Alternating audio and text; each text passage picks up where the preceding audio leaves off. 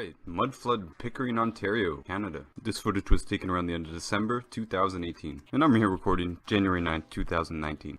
And I'm really excited about this video because I spent so long in my life here. I lived here from 1998 till 2010. My first stop here on this little trip, I'm heading to a local bar here on the corner at the Kingston Road in Liverpool. When I was trying to think of old buildings in Pickering, there really wasn't very much that came to mind. I definitely thought more immediately of Pickering Village, I covered in the last video, as it's been incorporated into Ajax since World War II. This is the only building of its kind that I know of around here. This building next to it is new, there's no signs of mudflood, but here we go and we see, first of all, patched up window, second of all, this entrance down here, which is completely modified, obviously like the rest of them, which would have to be modified to be functional in any way. I want to pause here to remind ourselves that this building was built by very primitive settlers for very simple purposes, and I really can't imagine them going through all the effort of digging out the basement and constructing it like that, especially with all the added challenges of having a basement. You can just see here that there's multiple levels of restoration. Again, this style of decorative brickwork we see all throughout, not just Pickering and Ajax and in the other videos that I plan to make, but I'm seeing it everywhere, truthfully. And really the only major difference in the overall decorative appearance of the building is the actual overall scale of the building and presumable function of the original building. You can see here this building has numerous windows patched up or bricked up, which when you brick up a window, it's definitely permanent. There's definitely a complete reason for doing it. The ones that are bricked up at the bottom are the most suspect, but even when they're bricked up on the side, it still goes to show there really is a lot of history to these buildings, and our supposition is that this history goes back before the settlers. And again, our settlers have to do things like put modifications on to deal with the rain and the snow and the damage to the building that occurs inside and outside and to the foundation. So I gathered up all the old pictures of this building that I could find, because just like Ajax, there's not very many old pictures of Pickering, and most of the old pictures concentrate on the hamlets surrounding it, which we're going to talk about as we go along. But you can see here that all the old pictures, kind of no matter what, this has changed so many hands throughout the years, even throughout my time here, but the building pretty much looks the same. It's dressed up here or there, the porch changes, but those windows have still been buried since whenever the earliest pictures were taken. This is the late 1800s. But actually I find it really interesting, the dates differ on the construction of this building, and there's no pictures of the construction. Most of them say it was around 1877 or 1879, which there was cameras at that time, and actually those old pictures were said to be taken at that time. And I found more than one reference to 1827 of its construction. Though it's in a mudflood context, it's definitely pre-last mudflood, which is around 1850, which is what matters here. And our working theory here would be that the people who are said to have constructed this building in the written history, as with the other buildings, would have actually inhabited these buildings and sort of dug them out and modified them to be able to withstand the modern pressures as they have been built. So here I'm heading down to Bay Ridges, which is South Pickering. And quickly, Pickering sits just east of Toronto, which consequently makes it the most western city of Durham region. Most of these cities, including all the cities that now make up Toronto, are separated by valleys on top of Lake Ontario here, and so the region has a very horizontal geography. And the primary historical context of Pickering is its function as a road in between Toronto and Kingston, the old Kingston Road. So in the video we're heading down to Bay Ridges, which is on the right side here of Frenchman's Bay. And in history, Frenchman's Bay served as a calm port in between very bluffy, very cliffy, very rough landing points in Scarborough and Ajax and continuing onwards. So I wanted to put this picture in here of Spinks Mill because it's one structure in Bay Ridges that I really wish still stood, and we have a couple of old pictures of it, and I'm going to show a few more of them as I go through the library in Pickering. Other interesting industries here were shipbuilding, and of course logging. In the written history of when we showed up, we logged the area like crazy, and there was kind of just farms here, and even continuing to the modern area when we came and set up, it was definitely mostly farmy, hilly, muddy land. Up on the corner here there's a church, and the plaque says 1962, but I'm really kind of questioning it because of these deep sunken windows, which do look modified, and so perhaps this was built on an old foundation. I'm really not sure because it doesn't seem like a sensible way to build. This community center here on the right is very interesting because it's definitely a modern building, and you can definitely see as you rolled up to it that it's dug out of a hill to be built. Around the back I can see that it's really not a mudder, and I can also see this church up here that it does look strange built to the hill like that. Coming around this side, I love to see these walls. They're just so interesting how much effort we had to put in to push the mud aside to be able to build our new buildings. So I go and I'm heading towards the lake here where I used to live, and there's quite a lot of new development down here. The property values have gone up quite a lot. So I'm pulling up here to a little gravesite, and first thing I noticed is that most of the graves actually aren't that old, but it's a good time to start talking about the differences in gravestones and what we see. It's basically an abrupt starting point of 1853, 4, 5, and the early 60s of a nice, well-carved marble headstones. And actually this grubby one that it's not as old as the white marble ones that we see. It's very interesting that there's a period of crummy graves, and then we go back in the late 1800s, early 1900s to pretty nice marble ones. But they're not the white marble ones that we see of the 1850s, 1860s, and it's very interesting that there really is not much there before, if anything. I definitely can't find anything conclusive of any actual graves before, and all these grave sites of the late 1800s do seem to be sitting on a mud hill. Here's an old building called Copperworks. Actually, a friend of mine and his family run it, and it might be a mudder, I'm not sure, but I'll have to ask him about it. This thing on the left here is like an alarm trumpet for the nuclear power station here, which I have a lot to say on, but that's not for this video. And I actually went to school right here. And here was at the time the largest windmill constructed in North America. Fun facts. So as I'm driving around here, I'm really not seeing what I would call mudflood evidence. I'm not seeing sunken windows. I'm really seeing that most of these buildings are really quite modern, which lines up with our development history.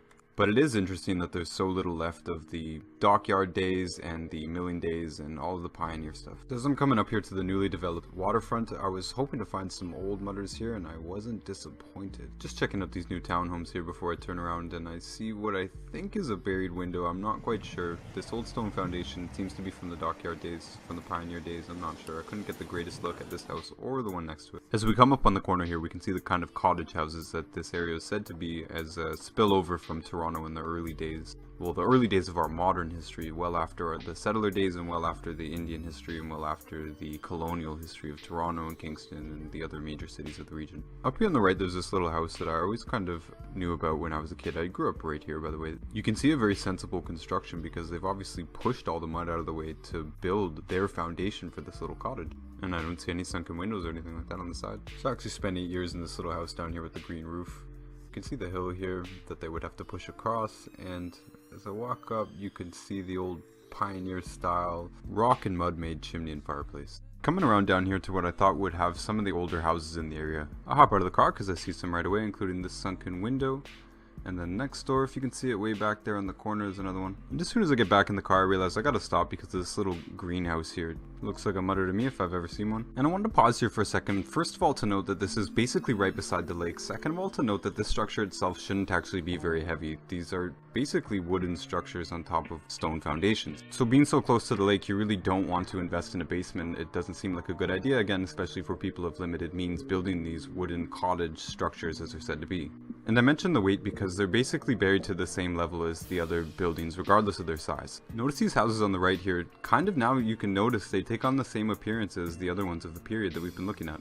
So I wanted to check out this house here on the right, but I didn't see anything out front and I didn't feel like poking around. And I have had some interesting encounters with people while I've been making these videos, but my mom taught me just to do it and apologize later. This house with these sunken windows, I knew a kid that lived there, and this just makes it really interesting, and it's kind of why I came to my home neighborhood here. I really just find it fascinating that this hidden history really is all around us, and it's kind of just painted over and stuccoed over. And I believe if houses like this were a mudder, then their original rectangular framework structure would have stood 2 or 3 stories tall. Before I started this, I really didn't consider the possibility that entirely new buildings could be built with an old foundation intact, and that effects like this would remain because the overall terrain wouldn't have changed. And I actually have a really great example for you guys right around the corner here.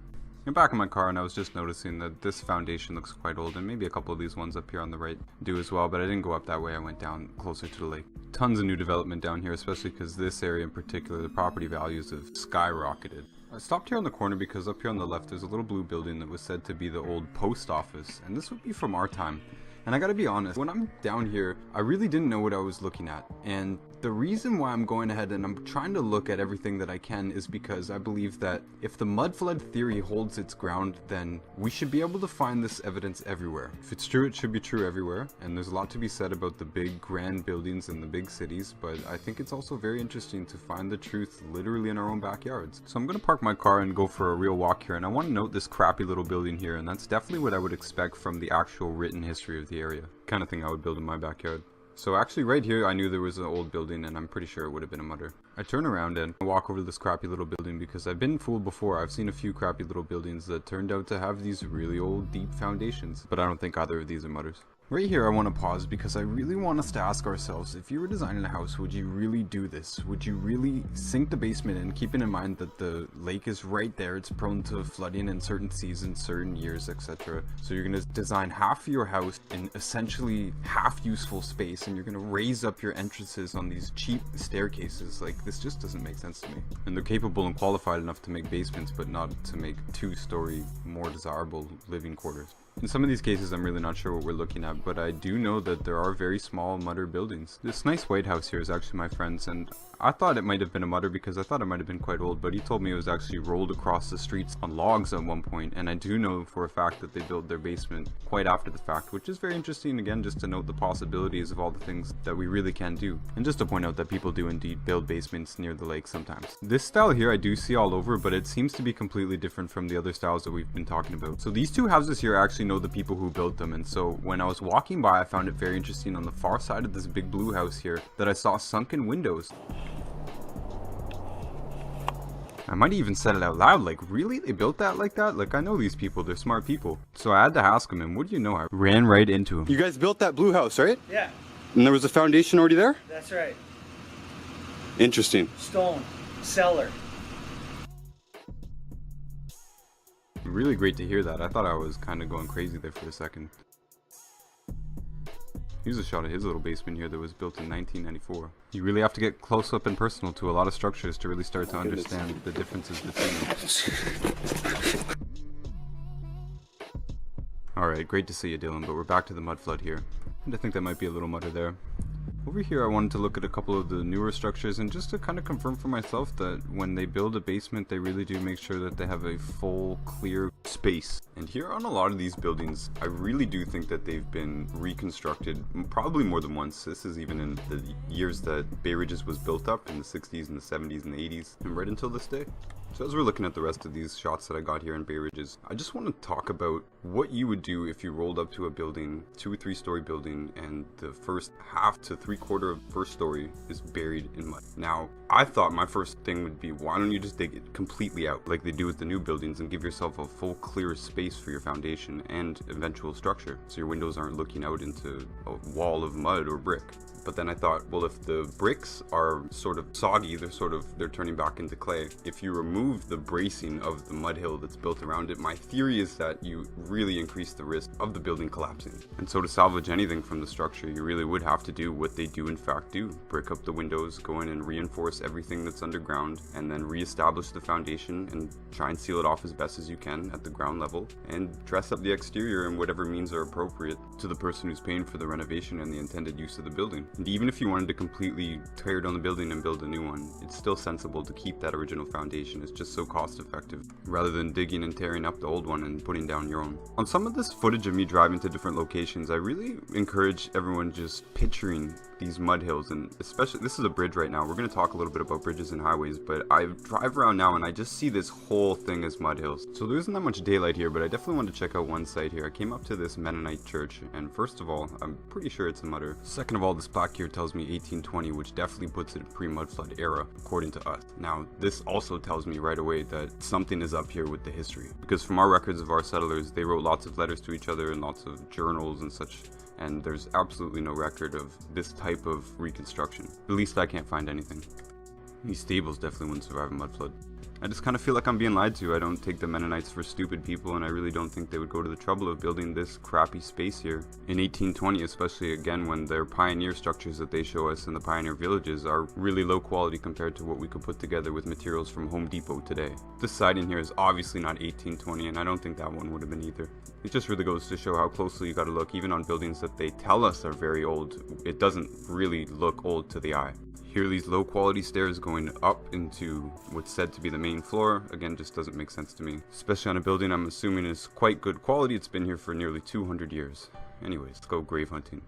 So none of these graves are that old. So this building's been here since 1820 and there's no graves from that period at all. All we see is the white marble ones abruptly show up in the late 1850s, 1860s, and then it moves onwards. You see a lot of this, by the way, is deceptive. Some of them that are marked quite old, but then you flip around in a memorial, or you can tell, like, even if it's a white marble one, it's kind of newer than the one sitting next to it that's 1860, you know, so that happens sometimes. There's some of these ones that are knocked over here.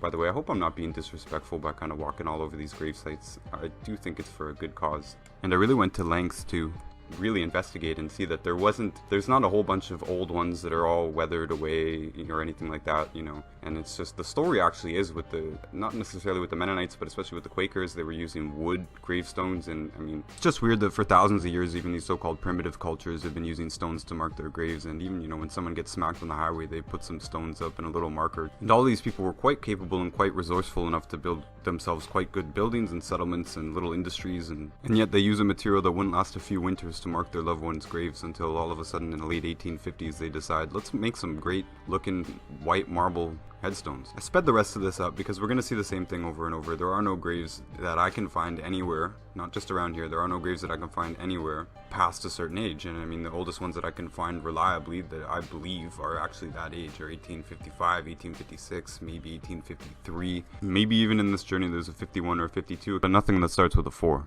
So as I'm pulling out in the last few hours of daylight here, this is Christmas Day, by the way. The next day I go out and I get some really incredible footage, especially of what I'm calling a pyramid, what I think is a pyramid, and it's not necessarily an ancient pyramid, but it appears to be a pyramid to me. So I'm looking at what I think are a lot of mudflooders up here, but I'm not really pulling up to them, except for some of them. You know, I'm not too keen to be pulling up to too many farmhouses and going out and investigating. Except there is one up here where I saw from the road and I really just couldn't help myself. I even had to turn around to it and go up this long driveway. Luckily it's Christmas, hopefully they're not there, but I was just like, come on, really? Wow. I don't mean to be purely speculative here, but there's no way to me that was built for that. What purpose is that really built for? Raccoons to live under it? I don't understand at all. And right there looks like a very sunken window underneath that middle window. So I'm going to split this video into 2 parts because I found some really interesting things in the northern parts of Pickering the next day, including what I think is a pyramid, and definitely a lot of old structures that have been much less modified than we've seen in the other cases.